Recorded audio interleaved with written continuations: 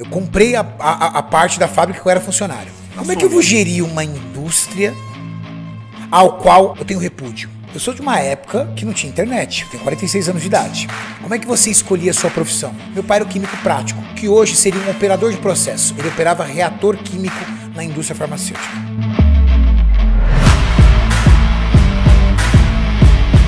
E aí eu vi meu pai de um lado inválido, minha mãe do outro.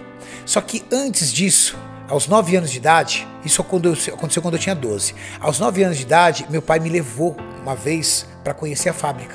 Eles abriram um final de semana para os pais levarem os seus filhos. Eu olhei, vi aquele monte de comprimido correndo aquelas drageadoras, aqueles reatores. Falei, é isso que eu quero ser. Quero ser químico. Então eu escolhi minha profissão de química com 9 anos de idade. Com 12 anos de idade, eu vi meu tio entrando na minha casa, entregando cesta básica para nossa família para sobreviver. Porque quando meu pai perdeu o emprego, ele perdeu no plano Sarney, que indexou todas as aposentadorias em um salário mínimo. Mas o salário mínimo daquela época era o equivalente a uns R$700 hoje. Era muito baixo. E, após o plano Sarney, veio o plano Collor, ao qual ele congelou todas as aplicações. E aí, o dinheiro da rescisão do meu pai, que era tudo que ele tinha, o Collor travou. Então meu pai não tinha nem dinheiro guardado e não tinha uma aposentadoria capaz de sustentar a família. O que aconteceu? Ele virou uma pessoa inválida na cama, minha mãe foi trabalhar em faxina e os meus tios, meus parentes, entregando cesta básica pra gente ajudar, para nos ajudar. Esse foi o panorama que eu cresci aos 12 anos de idade. Com 11 para 12 anos de idade eu fui pra rua, minha mãe, graças a Deus, conseguiu um trabalho para mim entregar panfleto no Farol, da inauguração de um shopping. E aí, cara, desculpa, eu era o melhor entregador de panfleto do Farol. Porque eu era o único que entregava todos os panfletos. O resto a molecada jogava no bueiro. E eu entregava com uma excelência aquilo, por quê? Porque eu não podia perder aquele trabalho. Porque se eu perdesse aquele trabalho, eu sabia que eu ia ver minha mãe de joelho, no rádio, na oração do meio-dia do Paulo Barbosa, chorando para as coisas melhorarem. E eu não queria ver minha mãe chorando. E dentro da mentalidade infantil que eu tinha, eu acreditava que aquele dinheiro seria capaz de ajudar a minha mãe ao ponto de ela não poder chorar mais. A coisa que mais torturava a mim e meu irmão em especial era ver a minha mãe chorando, debruçada naquele rádio. Eu nem sei se o Paulo Barbosa ainda é vivo, mas rapaz, eu tinha um pânico quando eu chegava próximo ao meio-dia, porque eu sabia que eu ia ver minha mãe dobrada de joelho chorando, pedindo para as coisas melhorarem. Eu era o melhor entregador de panfleto. Rapidamente eu deixei de ser entregador de panfleto e consegui, aos 12 para 13 anos de idade, um emprego de office boy num escritório de contabilidade, arranjado, porque você não pode trabalhar nessa idade. A gente está falando da década de 90. 14 anos de idade eu tirei carteira de trabalho. Só que aos 14 anos de idade eu também consegui passar num curso técnico. Eu saí do primeiro grau e fui aprovado num curso técnico. Fui o melhor aluno no primeiro grau. Minha mãe deve ter ainda o troféuzinho dela. Minha mãe falecida esse ano, mas minha mãe deve ter guardado ainda na casa dela o troféuzinho que eu tinha de melhor aluno do primeiro grau. Isso me rendeu passar num curso técnico em Química. Com 14 anos eu entrei no curso técnico em Química. Com os mesmos 14 anos de idade, eu fui pra rua. Eu varri o centro da cidade, nas agências de emprego, tentando uma vaga para estagiar em Química, em técnica em Química, mas eu tinha acabado de começar o curso. Não dava para fazer estágio ainda. Mas eu consegui uma vaga de auxiliar de laboratório. Lavar vidraria no laboratório. Lavando vidraria no laboratório, eu rendo aí meus créditos a um rapaz chamado Pedrinho, o chefe do laboratório. Esse cara foi um salvador da minha vida. Porque ele chegou e falou assim, garoto, você tem muita vontade. Eu vou ensinar você muitas coisas da área química. E o cara que lavava vidro começou a fazer análise dentro de bancada de laboratório. Ele me ensinou muita coisa, muita. O que ele me ensinou me permitiu que aos 15 anos de idade eu entrasse numa multinacional cosmética. E ali eu fui desenvolvendo meu trabalho até os meus 18 para 19 anos de idade, quando nessa multinacional o meu diretor conseguiu emprego numa outra multinacional, que era um laboratório de controle de qualidade, e me levou junto. E aí eu fui para esse laboratório, assumi uma área e eu tinha uma chefe que me odeia até hoje. Nunca mais a vi, mas acho que ela me odeia até hoje. Por quê? Porque eu comecei a trabalhar juntamente com ela e eu tomei conta do setor dela, todo. Tudo que tinha ali de aprendizado e de parte técnica, eu fui puxando. E o que aconteceu para ela? Ela entrou numa zona de conforto. E aí ela empurrou tudo para mim, eu entregava tudo, só assinava. Ela só assinava, só assinava, só assinava, só assinava. E aí um dia ela saiu de férias.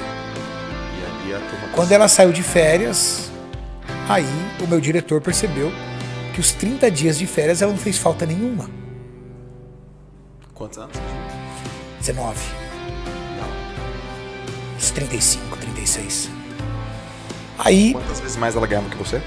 Ah, cara, eu devia ganhar, vamos falar em números de hoje, eu devia ganhar uns R$2.500, R$3.000, ela ganhava uns 10. Aí, eu dei conta dos 30 dias, e aí quando ela retornou, voltou pro posto dela, continuou trabalhando, e aí ela continuou executando as atividades dela, e aí eu subi no meu chefe, falei pro meu chefe, olha, preciso ir embora. Ele falou, por quê? Eu falei, sim, porque sou eu que faço tudo aqui. Só que eu não tenho reconhecimento. Aí ele falou assim, não vai embora. Tenha paciência. Só falou isso pra mim. Passado mais ou menos uns 3 meses, ele demitiu ela e me colocou no lugar. E aí eu entrei pra história dessa multinacional como líder de área, que aí me tornei o responsável técnico, o líder de área mais jovem da história dessa empresa. E aí ele pediu pra mim a única exigência, coloca um cavanhaque no rosto, senão as pessoas não vão te respeitar, você é muito moleque. E eu coordenava biólogos, engenheiros, químicos, biomédicos, sem ainda ter formação universitária.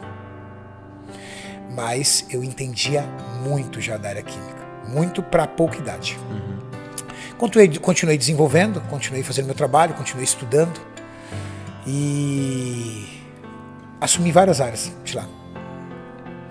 Os anos foram se passando e eu fui desenvolvendo dentro da empresa e assumi o cargo de químico responsável da empresa inteira. Fiquei abaixo somente do meu diretor. Meu diretor era militar, ex-militar, severo, Joel, bravo, muito severo. Um dia surgiu um belo de um curso para ser feito no Rio de Janeiro. Surgiu um curso e eu era o primeiro a chegar e o último a sair da empresa. E era o cara que dominava todos os processos. O que todo mundo na empresa concluiu? Quem ia fazer o curso? Eu. Até eu acreditava que eu ia fazer. Eis que o meu diretor selecionou uma das minhas assistentes. Cara, aquilo apertou meu coração de um jeito que eu não aguentei e fui encarar o homem. O homem era bravo, mas eu fui encarar o homem. Um homem de poucas palavras, extremamente sério, mas acima de tudo muito grosso, duro. Com licença, queria falar um minutinho com o senhor. Ele abaixado, levantou, óculos aqui. Pois não. Prevendo provavelmente a minha pergunta. Sim. Eu gostaria de saber por que eu não fui selecionado para o curso, porque eu preciso entender aonde eu preciso melhorar. Ele olhou para mim e falou assim, não cabe a você decidir isso, cabe a mim. E abaixou e continuou. Eu abaixei a cabeça, fui me afastando, aí ele, na atitude dele, acreditando que estava me fazendo bem, ele quis me fazer o bem. Eu entendo isso hoje. Ele falou assim, pera aí, garoto. Ó, eu não te chamei pro curso porque você é essencial nessa empresa. Eu não posso ficar sem você aqui durante uma semana.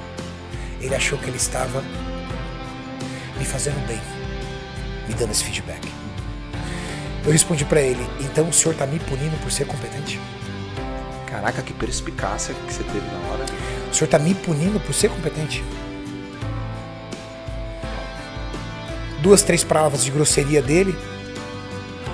Algo do tipo, eu que tomo as decisões, eu sei o que essa empresa precisa, eu preciso pensar na empresa e não em você. Eu desci, Joel, e eu chorei feito uma criança dentro do banheiro. Sabe por quê? Porque eu tinha um filho de 9 meses de idade. Eu tinha 22 anos de idade para 23 anos. Eu era um moleque, todo ferrado financeiramente, devendo tudo, parcelado tudo, devendo faculdade, sem carro para andar. E eu olhei e falei assim, eu tô ferrado aqui. Porque eu nunca vou ser ninguém aqui. Eu subi na sala, cheguei nele e falei assim, olha, o senhor procura outra pessoa pro meu lugar que eu tô indo embora. Você tem certeza, garoto, do que você tá fazendo? O senhor pode procurar outra pessoa que eu tô indo embora. Catei e fui embora. Cara, quando eu cheguei em casa, falei pra minha companheira na época, mãe do meu filho Guilherme, que eu fiz. Cara, ela gritava e chorava comigo. Eu não acredito que você fez isso com a gente. E eu tentando desesperadamente explicar pra ela, eu falei assim, olha, eu não consigo trabalhar mais lá nem um dia. Ela falou assim, eu não acredito. Foi uma das piores noites que eu passei na minha vida até hoje. E eu sei porque foi uma das piores, porque eu me lembro como se fosse hoje. Eu passei a noite em claro, com um misto de medo, de tudo o que ia acontecer, com tristeza, de como eu entreguei a minha vida tanto tempo naquela empresa e me senti depois um merda em cima disso. Eu chegava na empresa 15 para 7 da manhã, o turno começava às 8, terminava às 5, eu não saía de lá antes das 7. Nunca recebi R$1 de hora extra. Passado 2 dias, meu diretor me liga. Vem aqui. Tava um pandemônio no laboratório, porque eu tinha dominado todos os processos. Ali eu descobri que a palavra ninguém é insubstituível é uma palavra feita pro cara que foi demitido. O cara que foi mandado embora, ele chega em casa e fala, amor, não adianta, ninguém é insubstituível. O cara tava desesperado, só que ele não queria me dizer. Porque dentro de toda a altivez e a arrogância dele, ele não podia transparecer isso. Mas ele me fez uma proposta. Ele me disse, fica aqui, treina alguém pro seu lugar e eu pago suas verbas rescisórias. Eu tinha pedido demissão, eu teria direito só a férias e 13º. Ele me mandando embora, eu teria aviso prévio, eu teria fundo de garantia, eu tinha 25% sobre o fundo de garantia, que é a multa. Eu falei, tudo bem. 30 dias, eu falei pra ele. Passou 20 dias, ele não tinha arrumado ninguém. Eu subi na sala e falei, o senhor arruma alguém. Daqui 30 dias eu vou embora. Daqui 10 dias eu vou embora. Enfim, ele arrumou alguém, treinei, peguei minhas coisas e fui embora. R$4.500 de rescisão. R$4.500 que eu empurrei tudo numa loja de suplemento. Mas essa loja de suplemento me fez sócio de uma indústria farmacêutica 10 anos depois. Se ele tivesse me escolhido para aquele curso, talvez eu não estivesse sentado aqui do seu lado. Talvez eu estaria no lugar dele hoje, como executivo dessa empresa. Talvez eu não teria construído tudo que eu construí e estava ali, guardando um dinheiro para a minha aposentadoria. Joel, eu descobri com a vida que não são grandes decisões que mudam o teu curso, são pequenas decisões e situações. Cara, era só um curso. Eu não acordei um dia e falei assim, nossa, vou montar uma primeira loja de suplemento. Não, eu montei na situação, na necessidade. Quem mudou minha vida, alguém, quando uma vez me perguntaram isso, Renato, qual foi a grande virada da sua vida? Eu falei assim, quando me negaram um curso idiota de 1 semana que eu poderia pagar do meu bolso numas férias. Viver, meu irmão, é desenhar sem borracha. E cada trecho que você desenha ali é um pequeno traço que você faz.